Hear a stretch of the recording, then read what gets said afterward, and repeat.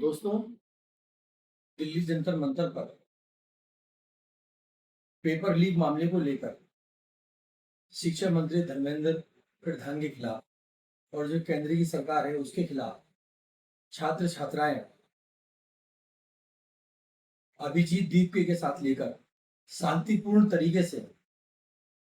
अपना विरोध प्रदर्शन कर रहे थे कि छात्र छात्राओं के भविष्य के साथ खिलवाड़ हो रही है।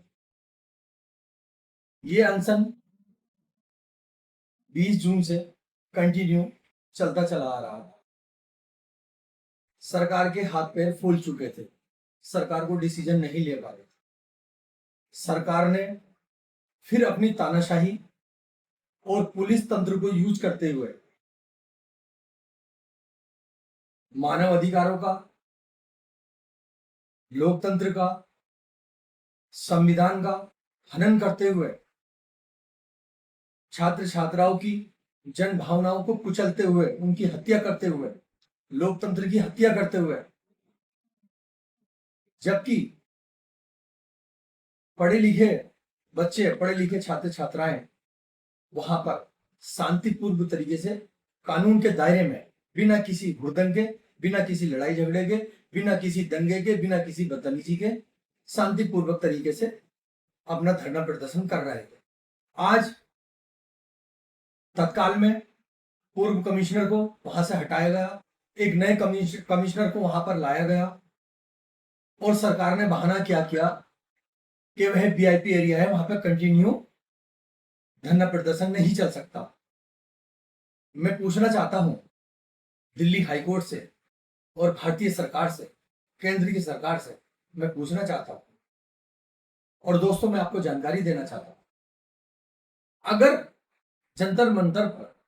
कानूनी प्रक्रिया के तहत कोई धरना प्रदर्शन नहीं चल सकता तो इस देश के अंदर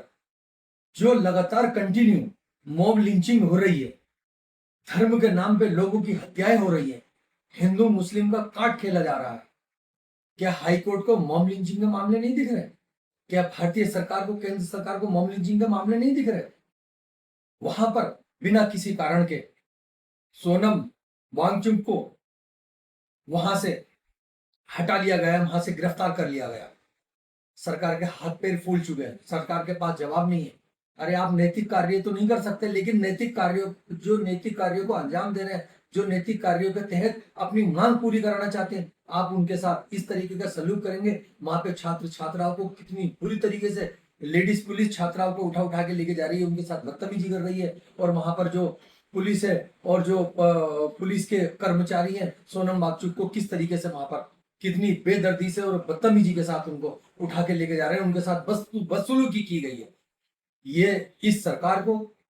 कभी देश माफ नहीं करेगा, कभी जनता माफ नहीं करेगी। और ऐसा नहीं है, इस बार भगवान भी देख रहा है आपको, इस बार भगवान भी माफ नहीं करेगा, आपसे इन चीजों का जवाब लिया जाएगा। इसलिए हाईकोर्ट को भी ये देखना चाहिए कि जो देश में दंगे हो रहे हैं, जो देश में मॉब लिंचिंग के ऊपर हत्याएं हो रही हैं, मर्डर हो रहे हैं, और धर्म की आड़ में हिंदू मुस्लिम का काट खेला जा रहा है, और हिंदू मुस्लिम का काट खेलकर जो सत्ताधारी लोग हैं वो सत्ता पर काबिज रहना चाहते हैं, क्योंकि